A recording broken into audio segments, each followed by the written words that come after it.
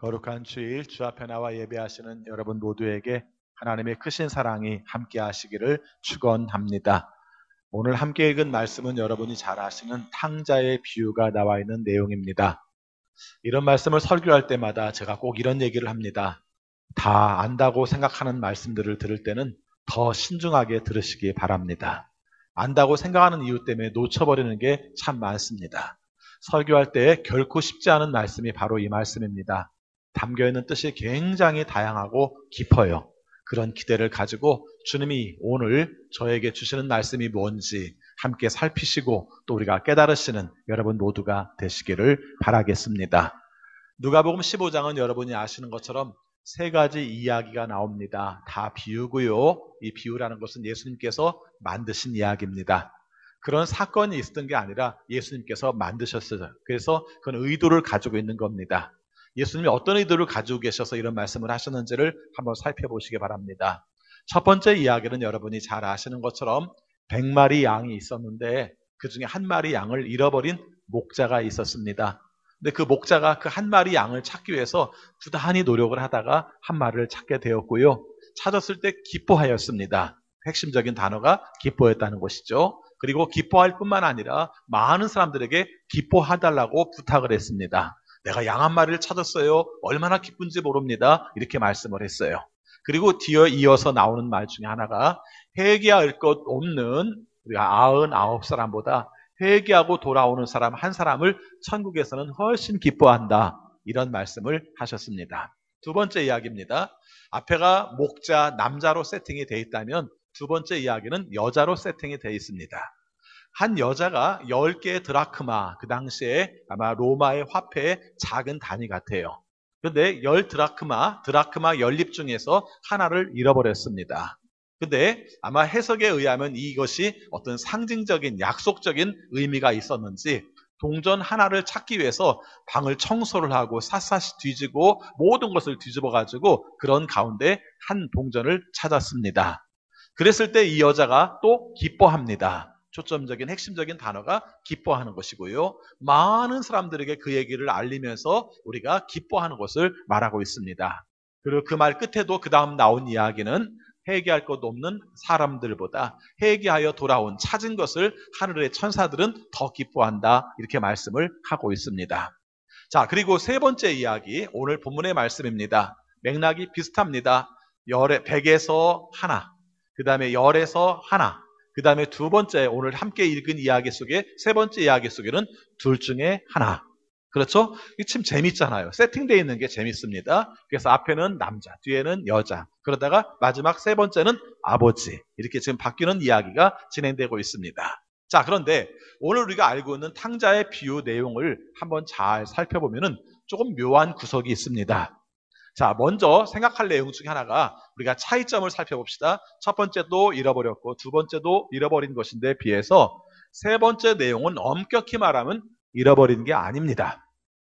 그렇죠? 자, 그 차이점을 우리가 생각해 보시라 합니다. 잃어버린 게 아니에요. 집 나간 아들입니다. 의도적으로 자기가 나간 겁니다. 그렇죠? 그런 내용들을 가지고 있습니다. 오늘 말씀에 보면 이 아들이, 둘째 아들이 아버지에게 재산을 요구했어요. 이 내용은 그 당시 사회 속에서 볼 때 이해할 수 없는 내용입니다. 우리나라도 얼마 전으로 거슬러 올라가면은 모든 상속권은 큰아들에게 있죠. 제사 드려주니까. 이와 비슷하게 이 사람들이 가지고 있던 개념 속에서도 상속권은 장자에게 있었고요. 더군다나 아버지가 살아계신 가운데 둘째 아들이 자기 아버지한테 재산권을 나누어 달라고 말하는 건 말도 안 되는 일입니다. 그렇죠? 아버지 보고 죽으라고 말을 하든지 아버지의 권위를 무시해버리든지 이러지 않고는 불가능한 일입니다. 그런데 그렇게 했어요. 근데 예수님께 세팅한 이야기에 보면은 그 문제에 대해서 아버지는 하나 불만을 말하지도 않고 그것에 안 된다고 말하지도 않고 줬습니다. 그래서 이 아들이 이걸 가지고 나갔습니다. 스스로 나간 겁니다. 그래서 자기는 자기 좋을 방향으로 밖으로 나갔어요. 아주 먼 지방으로 나갔다고 세팅되어 있고 그 지방에 가서 이 사람이 한 일은 재산을 허비했습니다. 돈을 막 쓰죠. 그 다음에 나중에는 탕진했다는 말이 등장을 합니다. 허비하고 탕진했을 때 그 다음 온 내용이 뭐냐면은 궁핍함에 이르렀습니다. 자, 우리 삶의 모습들과 뭐 크게 다를 바가 없죠. 허비하고 방탕하면 궁핍함에 이르게 돼요. 그때까지는 자기가 넉넉한 사람이었어요. 가진 사람이었습니다. 그런데 허비하고 방탕하고 그 다음에 궁핍함에 이르게 되니까 이 사람이 생존의 방법이 없는 겁니다. 생존의 방법이 없어서 이 사람이 찾은 방법이 뭐냐면 성경의 표현대로 하면은 어떤 사람에게 자기를 의탁하여 이런 표현이 나와요. 이 말은 한마디로 말하면 당신이 나를 어떻게도 좋으니까 좀 먹을 것만 좀 주어서 내가 좀 살게 해주십시오. 이런 뜻을 가지고 있는 거예요. 그래서 어떤 사람에게 의탁을 했더니 의탁된 내용이 이 사람에게 주어진 사명이 뭐냐면은 돼지를 치도록 하라 하는 겁니다. 직업은 귀천이 없어요. 돼지를 치면 어떻고 닭을 치면 어떻습니까? 이건 문제가 되지 않습니다. 그런데 성경에서 말하고 있는 내용에서 굳이 돼지인 이유가 있죠. 여러분이 아시는 것처럼 이스라엘 사람들은 돼지고기를 안 먹기만 할 뿐만 아니라 돼지를 가까이 하지도 않습니다. 그래서 돼지고기도 가까이 하지 않고 돼지도 가까이 하지 않았어요. 그런데 이 사람의 처지를 아주 불쌍한 처지에 이른 것을 표현하기 위해서 세팅한 내용이 뭡니까? 돼지를 치는 사람이 되었다는 것이죠. 여기서 한번 좀 심각하게 생각을 해봐야 됩니다. 내가 어쩌다가 이런 처지가 되었는가 이 생각을 해야 한다는 겁니다. 그렇죠? 아버지께 많은 재산을 가지고 나와서 우리가 낭비하고 방탕하다가 궁핍하게 되니 내가 어쩔 수 없는 처지에 이르러서 지금 나는 돼지를 치는 사람이 되었구나 여기까지 오게 된 겁니다. 그런데 성경은 더 비참하게 쓰고 있습니다. 어떻게 쓰고 있습니까? 돼지를 치어서 급료를 받아서 생활을 할 수 있는 넉넉한 상태가 아니라 뭐라고 표현합니까? 먹을 것이 없어서 돼지가 먹는 쥐업 열매를 먹으려고 돼지와 경쟁하는 입장이 된 것으로 성경은 기록을 하고 있습니다. 자, 제가 의도적으로 여러분들에게 말씀하는 내용 중에 하나가 예수님이 세팅한 내용이라는 표현을 썼어요. 여러분 우리가 우리의 존귀함을 잃어버리는 자리가 있어요. 그렇죠? 나의 비참함을 경험하는 자리가 있어요. 자, 그런 자리가 어떤 자리인지를 한번 살펴보시기 바랍니다. 우리의 삶에서 나의 비천함, 나의 존귀함을 잃어버린 자리. 내가 이런 존재가 아닌데 지금 이런 존재가 되었네. 그런 자리가 어떤 자리입니까? 이 탕자는 바로 돼지와 경쟁하며 쥐업 열매를 쥐어 먹겠다고 생각하는 그 자리. 이 자리가 바로 탕자가 자기의 존귀함을 잃어버린 것을 발견한 자리입니다. 오늘 우리의 삶의 자리 중에 이런 것은 아닌지 한번 살펴보세요. 여러분 어떤 면에서는 남들을 나 괜찮게 보는데 내 상태를 바라볼 것 같으면 내가 진짜 비천한 자리에 있고 내 존귀함을 다 잃어버린 자리에 있다면 이 자리야말로 주님께 찾아갈 자리가 아닌가 생각하는 것입니다. 오늘 세팅에서 보면 이 탕자가 이때 비로소 생각하는 게 아버지입니다. 신나게 놀 때, 탕진할 때, 이때까지, 궁핍할 때까지도 아버지를 떠올리지 못했어요. 그런데 이 순간 자신의 비참을 알게 됐을 때, 존귀함을 잃어버린 걸 알게 됐을 때, 그때 아버지를 떠올리게 됩니다. 오늘 말씀에서는 탕자의 비유라고 말하지만 제가 볼 때는 아버지의 비유예요. 그것도 자비로운 아버지의 비유예요. 오늘 이 말씀 속에서 강조되는 면이 탕자가 그것을 깨달아서 돌아오는 것도 중요하지만 아버지를 생각했다는 것이 저는 참 중요하다고 생각합니다. 렘브란트라는 화가가 성화를 참 많이 그렸어요. 근데 그 중에 돌아온 탕자의 그림을 그린 게 있어요. 렘브란트의. 그래서 러시아의 페테스부르크의 어떤 미술관에 그게 있답니다. 그런데 헬린 아우엔이라는 분이 그곳의 미술관에 갔다가 그 그림을 보면서 굉장히 감동을 받았어요. 어떤 그림인지 대충 떠오르시죠? 예, 안 떠오르시면 여러분 찾아보시기 바랍니다.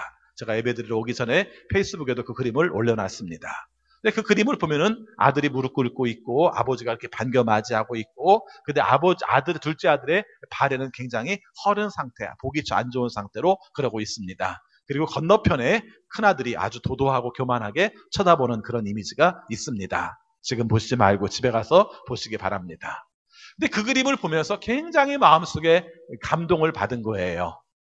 그 렘브란트의 그림을 보는 순간에 이 말씀이 굉장히 깊이 다가온 겁니다. 그래서 헬린 아우엔이라는 사람이 책을 써요. 그 그림을 보고 감동을 받아서 책을 씁니다. 제목은 똑같이 탕자의 귀환입니다. 이 탕자의 귀환에서 이 사람이 강조하는 게 그겁니다. 우리가 존귀함을 잃어버린 것 가운데 우리가 존귀함을 찾을 수 있는 게 무엇일까? 이런 얘기를 해요. 그러면서 하는 얘기가 많은 사람들은 잃어버린 존귀함을 찾기 위해서 수많은 노력을 한다.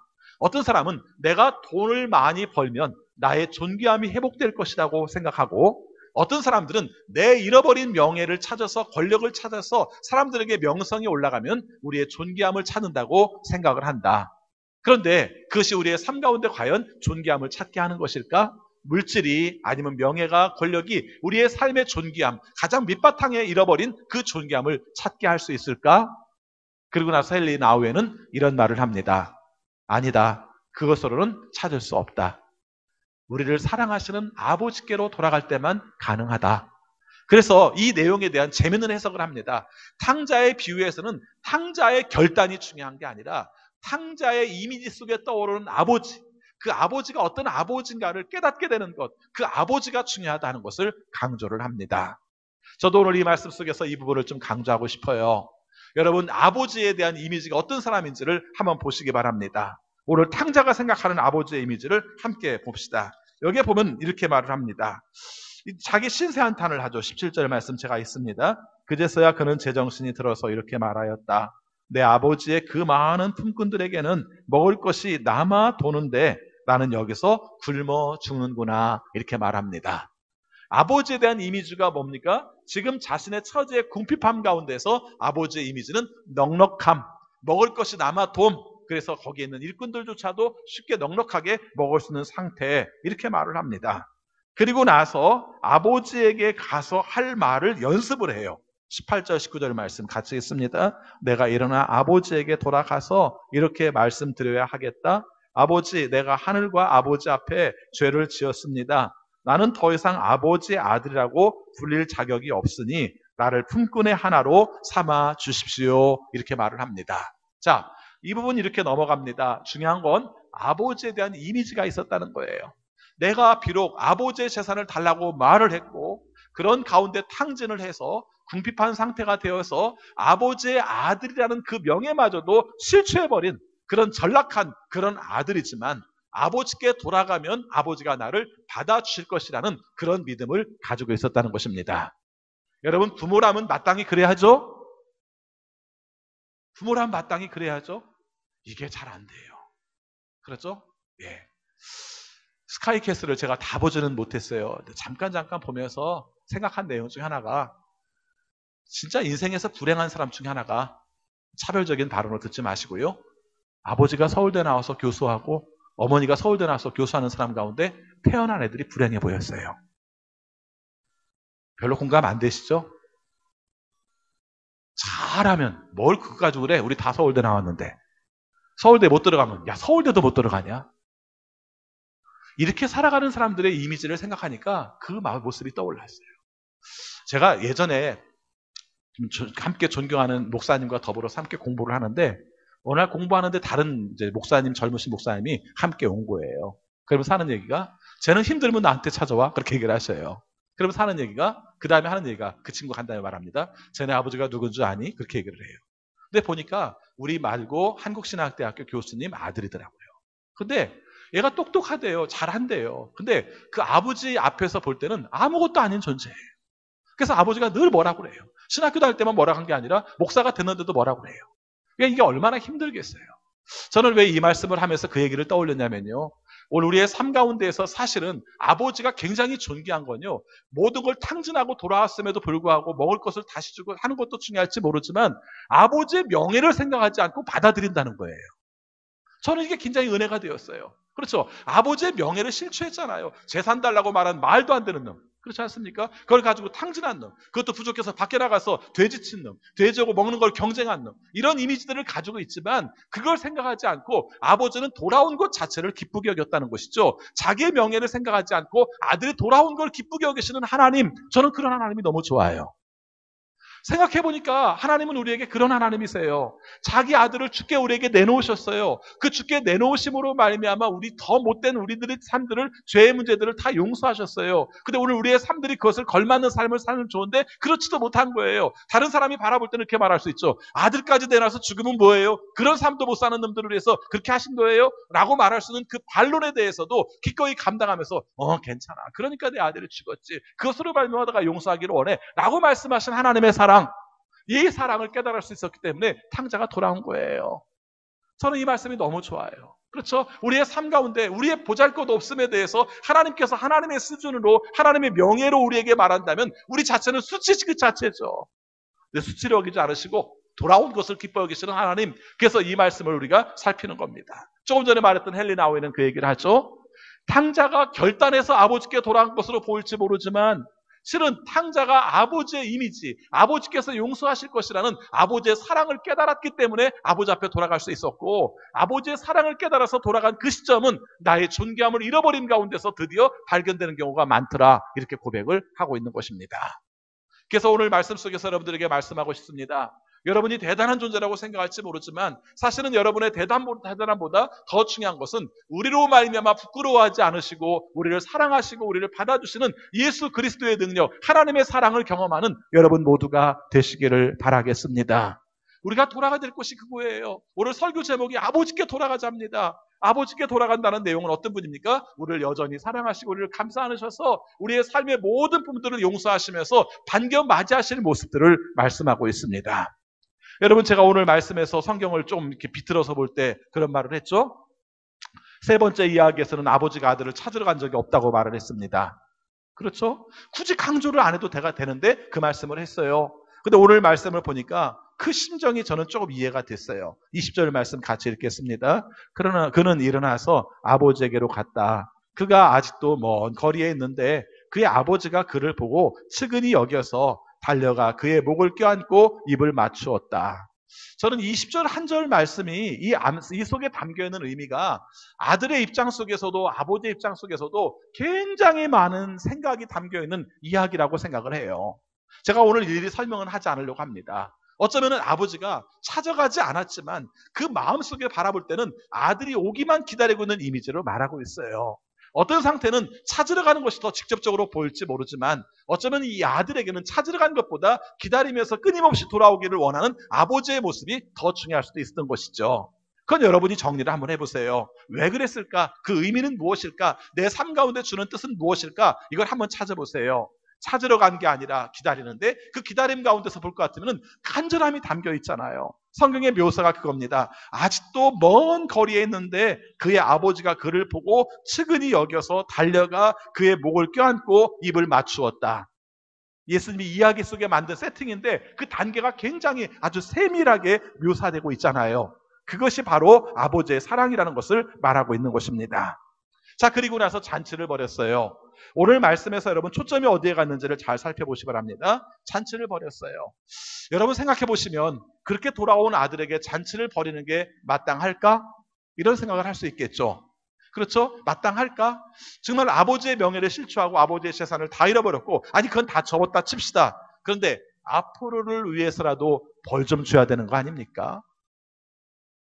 그렇죠? 그냥 그렇게 잔치를 벌이면 안 되는 거 아니에요? 소를 잡고 반지를 끼워주고 사람들과 함께 음악을 틀면서 좀 재밌게 놀자고 말을 해서 이 아들에게 기쁨을 주는 거 조금 문제 있지 않습니까? 정말 빵과 물만 주고 옷도 허름한 옷을 입으면서 회개할 수 있는 기간을 가지면서 너의 잘못을 통안히 여기면서 회개하라고 말하는 게 맞지 않겠습니까? 혹시 그렇게 생각하시는 분 계세요? 그럼 여러분은 다 큰아들입니다. 오늘 큰아들 얘기는 거기서 시작되려고 해요. 큰아들이 우리가 이 입장에 대해서 그런 생각을 가지고 있었던 거예요. 큰아들이 그럽니다. 야, 집에서 음악 소리가 나는데 뭔 소리냐? 뭐 재밌게 뭐가 신나는 것 같은데? 이렇게 종에게 물어봤습니다.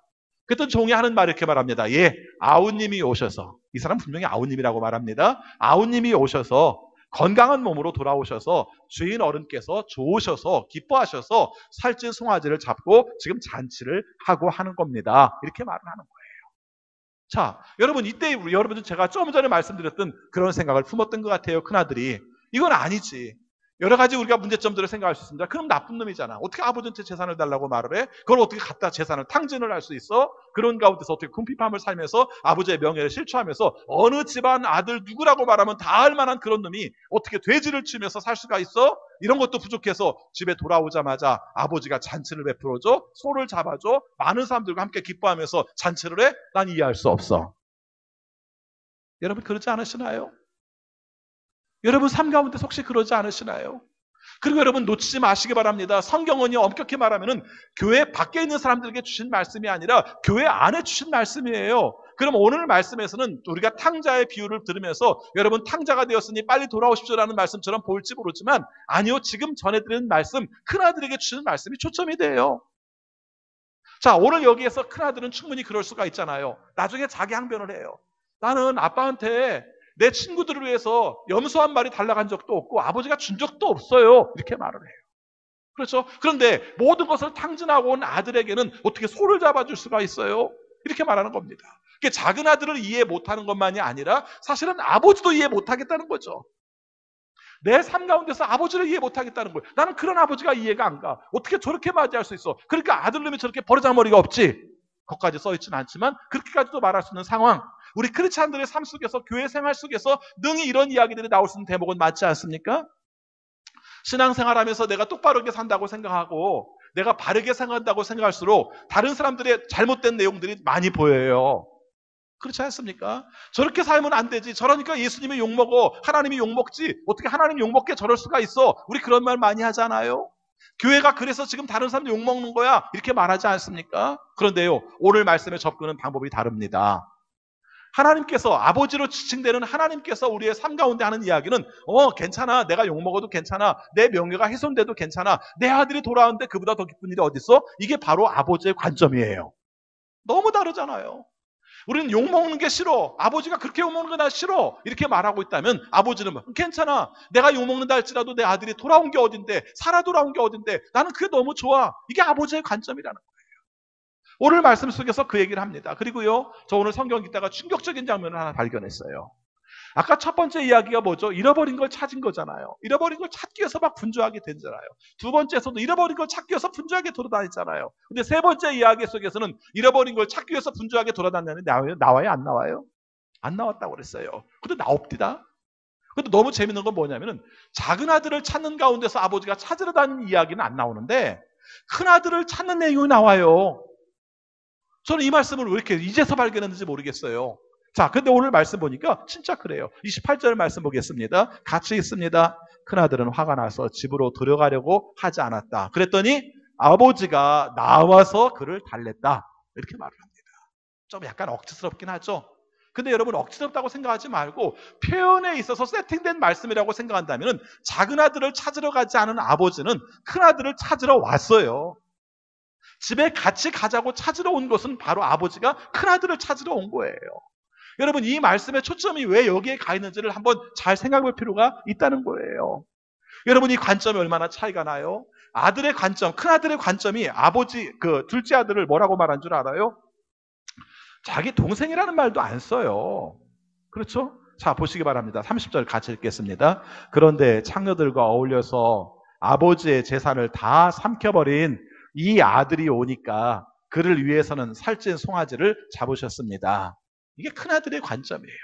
큰아들의 관점 속에서 돌아온 아이를 자기의 동생이라는 단어도 안 써요. 뭐라고 합니까? 이 아들 이렇게 표현합니다. 함께 말하면 이런 식으로 말하면 이렇게 될 수 있습니다. 아버지 아들이 그랬어요. 뭐 이런 뜻이죠. 그렇죠. 관계성 속에서 내 동생도 아니야. 아버지 아들이 그랬어요. 라고 표현하고 있는 거예요. 그리고 거기서 말하고 있는 이 아들, 둘째 아들의 내용은 두 가지입니다. 하나는 뭐예요? 재산을 다 삼켜버린 아들, 그 다음에 창녀들과 어울린 아들. 그렇죠. 이게 아들이 바라보는, 큰아들이 바라보는 둘째 아들의 관점이라는 거예요. 여러분 우리의 삶 속에서 바라볼 때 정말 잘못된 시각, 안 좋은 시각, 그래서 문제 있는 시각 있는 거 맞잖아요. 둘째 아들이 잘못 안 했다고 말할 수 없습니다. 했은 거 맞아요. 근데 바라보는 시각의 차이가 있어요. 그래서 그 사람은 현실적으로 말합니다. 객관적으로 말합니다. 팩트로 얘기해요. 뭐라고 말합니까? 재산을 탕진하고 그 다음에 창녀와 탕진한 놈 이렇게 탕진합니다. 여러분 팩트가 늘 중요한 거예요. 우리의 삶 속에서 중요할 수는 있지만 그게 늘 옳은 것만은 아니에요. 팩트가 우리의 삶 속에서 사실이라는 것을 기반으로 말하는 것은 중요할지 모르지만 그것이 우리의 삶 속에 변화를 주지 못하면 또 의미가 없는 거예요. 그런데 예수님은 예수님께서 이 장면을 통해서 하나님으로 지칭될 수 있는 아버지가 둘째 아들을 뭐라고 봤는지를 한번 봅시다. 32절 말씀 같이 읽겠습니다. 그런데 너의 이 아우는 죽었다가 살아났고 내가 잃었다가 되찾았으니 즐기며 기뻐하는 것이 마땅하다. 여러분 이 두 가지만 비교해 보세요. 어떤 사람 눈에게는 창녀와 노란한 사람 그리고 재산을 탕진한 사람으로 보이고 어떤 사람에게는 죽었다가 살아난 사람, 잃었다가 잃어버린 사람으로 보이더라는 것입니다. 그 사람이 다른 사람이에요? 같은 사람이에요? 같은 사람이에요. 둘째 아들이라는 실체 하나를 놓고 한쪽에서는 잃어버렸다가 찾은 아들, 죽었다가 살은 아들, 한쪽에서는 창녀와 어울린 사람, 그 다음에 재산을 탕진한 사람, 이렇게 보는 시각이 바로 오늘 말씀 속에서 강조하고 있는 것이고요. 그리고 오늘 진짜 두 번째, 아버지께로 돌아가야 될 사람이 누구인가를 여러분들과 함께 나누려고 합니다. 오늘 말씀에서 아버지께로 돌아가야 될 첫 번째 사람은 아버지의 사랑, 나를 용서하시면서 나를 받아들일 것이라고 생각하는 둘째 아들도 아버지께로 돌아가야 하지만 또 한 사람 아버지께로 돌아가야 될 사람은 다른 사람이 아니라 아버지의 마음을 이해하지 못하고 다른 사람을 정죄하는 입장 속에서 그래서 아버지마저도 받아들이지 못하는 큰아들이 바로 아버지께로 돌아가야 할 사람이라는 것입니다. 우리가 사순절 절기에 이 말씀을 읽고 있어요. 그렇죠? 사순절 절기에 보통 교회력에 따르면 성경을 하루에 4가지씩을 읽게 돼 있는데 이 4가지 말씀 중에 누가복음 15장 말씀이 나오고 또 하나 나오는 말씀이 고린도후서 5장 17절 말씀 전후가 나와요. 여러분 고린도서 5장 17절 전후의 말씀 잘 알죠? 이전 것은 지나갔으니 보라 새로운 피조물이 되었도다 이렇게 말을 해요. 우리는 그 말씀만 기억할지 모르겠습니다만은 18절부터 그 이후에 나오는 말씀을 보면 새로운 피조물이 살아야 될 삶의 가치가 무언가를 얘기하는데 그렇게 말합니다. 하나님께서 우리를 구원하심으로 말미암아 하나님과 우리의 화해를 삼으셨다면 예수님 우리가 화해자로 삼으셨다면 그 다음에 우리의 삶이 우리의 삶 자체가 세상 사람들과 어울리는 가운데 화해자로 살기를 원하십니다. 이게 새로운 피조물이에요. 그래서 오늘 말씀 속에서 강조하는 내용도 그게 결론이 되는 겁니다. 그렇죠. 우리의 삶 가운데 잃어버린 수많은 사람들을 바라보면서 우리가 가진 시각 속에서는 그놈은 나쁜 놈, 정죄받을 놈 이런 마음은 가질지 모르지만 그가 돌아오는 것이 아버지가 얼마나 기뻐하는가 그가 돌아옴으로 말미암아 나는 얼마나 기쁜가 여기까지 가기 원하는 것이 바로 하나님의 심정이라는 것을 말씀하고 있습니다. 우리는 살면서 세상과 다르게 살아간다는 말을 참 많이 합니다. 요즘 수없이 벌어지는 성에 관한 3종 세트의 내용들을 바라보면서 정말 나쁜 놈 이야기 많이 합니다. 정죄도 많이 합니다. 정말 정죄받아도 싸다고 생각할지 모르겠습니다. 그리고 우리가 그렇게 안 살기 때문에 우리는 참 의로운 사람이고 괜찮은 사람이라고 생각할지 모릅니다. 그런데요, 하나님께서 우리에게 원하시는 건 거기서 끝나지 않는다는 겁니다. 그렇게 우리가 정죄하고 나는 그렇게 살지 말아야지 이렇게 끝나지 않는다는 것입니다. 그렇게 살고 있는 사람은 큰아들과 같은 영성을 가지고 있다고 말하고 있습니다. 오늘 우리의 삶 속에서 정말 중요한 것은 큰아들과 같은 영성이 아니라 아버지의 영성으로 살아가야 한다는 것입니다. 그래, 그런 놈 맞아. 나쁜 놈 맞지. 네가 보기에 말하는 것 다 맞아. 그런데 그 사람도 돌아와야 될 사람들이야. 그런 존재도 돌아와야 될 존재야. 네가 욕하는 그 사람이 주 앞에 돌아올 때 내가 얼마나 기쁜 줄 알아? 이렇게 말씀하시는 것이 하나님의 뜻이라는 겁니다.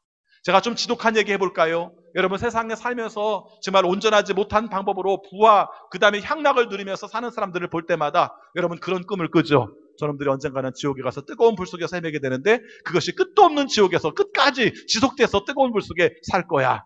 나는 그때 하나님의 평안함 가운데서 안식 가운데서 살 거야. 이렇게 생각하시죠. 그런 마음이 있지 않습니까? 그래서 신앙생활 할 때 그것을 우리가 충분히 감당하며 살잖아요. 나쁜 사람들이 잘 되는 것을 보면서 이길 수 있는 원동력 중에 하나가 심판에 관한 내용, 우리가 재림에 관한 내용, 그 속에서 저 사람들은 잘못될 것이 우리는 잘 될 것이라는 그런 마음을 가지고 있지 않습니까? 그게 우리의 모습일 수 있죠. 그런데 오늘 말씀은 한 단계 더 나가는 겁니다. 주님께서 뭐라고 말씀하십니까? 아니, 그 사람들도 돌아와야지. 그렇죠. 혹시 여러분은 그런 적 없으세요? 정말 제대로 안 살고 자기 마음대로 정말 못되게 살면서 60살까지 그냥 자기 마음대로 온전하지 못하게 살던 사람이 60에 딱 개과천선해가지고 신앙생활 하겠다고 말하면 속상하지 않아요? 저거 저러다 망해야 되는데 저렇게 믿어가지고 다시 예전에 살았던 삶으로 그냥 끝나버리고 하나님 앞에서 하나님의 자녀로 인정받고 천국 가면 난 억울한데 혹시 이런 생각 안 하시나요? 그렇다면 우리는 다 큰아들입니다. 그리고 우리는 큰아들의 심정 속에서 아버지께로 돌아가야 되는데 오늘 아버지께로 돌아가는 마음 중에 가장 중요하게 여기는 뭔 줄 압니까? 잃어버린 자가 돌아오는 것으로 말미암아 함께 기뻐하는 게 아버지의 영성이라고 말씀하세요. 그리고 나 생각하니까 첫 번째 이야기, 두 번째 이야기, 세 번째 이야기에서 연결되는 지점이 가장 중요한 초점이 어디에가 있는가? 둘째 아들에 있는 게 아니라 큰아들에게 있더라고요. 어떻게 하는 줄 아십니까? 15장 1절 2절을 봅시다. 같이 읽겠습니다. 세리들과 죄인들이 모두 예수의 말씀을 들으려고 그에게 가까이 몰려들었다. 바리새파 사람들과 율법학자들은 투덜거리며 말하였다. 이 사람이 죄인들을 맞아들이고 그들과 함께 음식을 먹는구나. 13절입니다. 그래서 예수께서는 그들에게 이 비유를 말씀하셨다. 무슨 얘기인 줄 아십니까? 사실은 이게 원인이 있었기 때문에 예수님께서 이 이야기를 하셨다는 거예요. 근데 어떤 얘기입니까? 바리새파 사람들, 율법학자들은 한마디로 말하면 말씀을 잘 지키는 사람이어서 틀린 것 하나 없는 반듯한 사람들이에요. 이 반듯한 사람들 입장 속에서 세리와 죄인들은 나쁜 놈들이에요. 세리는 그 시대의 민족의 반역자들이고 죄인들은 말 그대로 율법을 안 지키는 사람들이기 때문에 나쁜 사람들이에요. 그런데 예수님이 찾아온 사람, 예수님께서 찾으신 사람은 예수님께서 함께 맞이하면서 기뻐한 존재들은 아무것도 회개할 것 없는 바리새파 사람과 율법학자가 아니라 누구라고요? 세리와 죄인. 이 사람이 바로 예수님께서 원하시는 사람들이었다는 것입니다. 그리고 그들이 돌아올 때마다 주님께서 기뻐하시는데 너희들은 왜 기뻐하지 못해? 지금 이야기를 했기 때문에 오늘 말씀의 결론은 큰아들에게 가는 겁니다. 오늘 말씀 정리합니다. 사순절 절기 기간에 여러 가지 해야 될 일이 참 많아요. 그런데 정말 중요한 것 중에 하나가 화해하는 삶을 살았으면 좋겠어요. 화해하는 삶. 그렇죠? 화해하는 삶. 내가 이해할 수 없는 삶, 내가 이해하기 힘든 삶, 저 사람 때문에 내 명예가 실추됐다고 생각하는 삶, 저 사람 때문에 우리 교회가 명예가 실추됐다고 생각하는 사람, 그 사람 때문에 내가 힘들다고 생각하는 그 사람에 대해서 하나님은 어떤 마음을 가지고 계신가를 생각하시고요. 하나님이 가진 마음을 내가 갖는 게 이번 사순절에 우리의 마음속에 품어야 될 생각이라는 거예요. 여러분 오늘 말씀을 보면은 미완성으로 끝나요. 32절 말씀 보겠습니다. 같이 읽습니다. 그런데 너의 이 아우는 죽었다가 살아났고 내가 잃었다가 되찾았으니 즐기며 기뻐하는 것이 마땅하다. 제가 미완성이라고 그랬어요. 어떤 면에서 미완성입니까? 큰아들이 어떻게 했다는 말이 없어요. 자, 여러분 문학에서 이렇게 미완성으로 끝났을 때는 그 다음의 내용들은 어떤 의미를 가지고 있습니까? 네가 한번 생각해봐 이런 뜻이에요. 너의 삶 가운데 너는 어떻게 적용하겠니? 이런 겁니다. 제가 숙제 내드릴게요. 여러분들은 오늘 집에 돌아가시면 33절을 다 쓰시기 바랍니다. 성경을 막 만들으라고 말하고 이단을 만드네 그렇게 말할지 모르는데 그게 아니라 여러분 같으면 이 이야기를 듣고 어떻게 하겠습니까? 어떻게 살겠는지 한번 써보시기 바랍니다. 그리고 오늘 저한테 다 카톡으로 보내시기 바랍니다. 아셨죠? 33절 카톡으로 다 보내세요. 여러분의 삶이 어떻게 사실지 이 말씀을 들은 여러분이 큰아들 입장에 있는 여러분이 바로 예수님의 이야기를 통해서 말하는 아버지의 들을 여러분이 어떻게 살았는가 33절들을 다 완결하시기 바랍니다.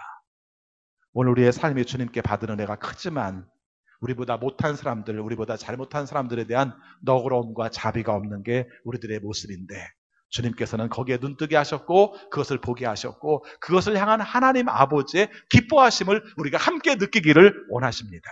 믿음으로 이 사명을 감당하는 여러분 모두가 되시기를 축원합니다.